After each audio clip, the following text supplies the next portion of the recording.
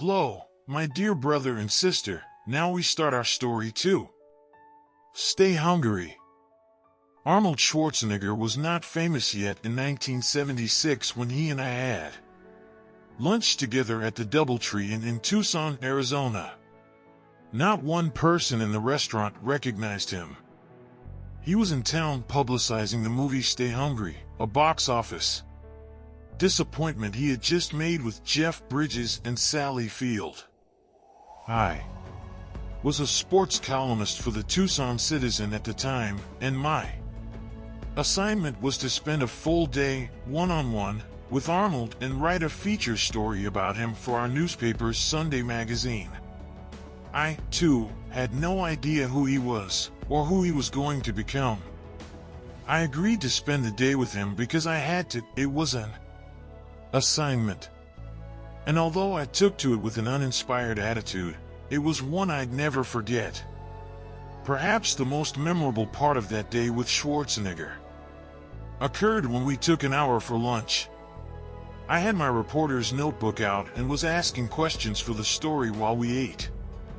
At one point I casually asked him, "Now that you have retired from bodybuilding, what are you going to do next?"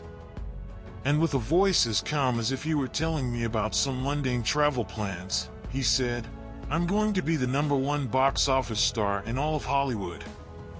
Mind you, this was not the slim, aerobic Arnold we know today. This man was pumped up and huge. And so for my own physical sense of well-being, I tried to appear to find his goal reasonable. I tried not to show my shock and amusement at his plan. After all, his first attempt at movies didn't promise much. And his Austrian accent and awkward monstrous build didn't suggest instant acceptance by movie audiences. I finally managed to match his calm demeanor, and I asked him just how he planned to become Hollywood's top star. "It's the same process I used in bodybuilding," he explained. "What you do is create a vision of who you want to be, and then live into that picture as if it were already true." It sounded ridiculously simple. Too simple to mean anything. But I wrote it down, and I never forgot it. I'll never forget the moment when some entertainment TV show was saying that box office receipts from his second Terminator movie had made him the most popular box office draw in the world. Was he psychic?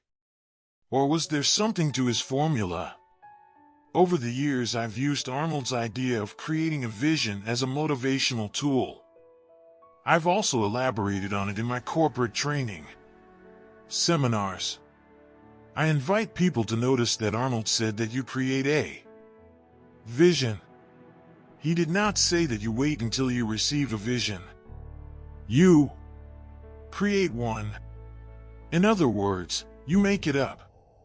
A major part of living a life of self-motivation is having something to wake up for in the morning, something that you are up to in life so that you will stay hungry.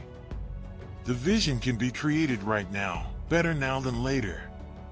You can always change it if you want, but don't live a moment longer without 1. Watch what being hungry to live that vision does to your ability to motivate yourself. Thanks for watching. We will come soon with story 3.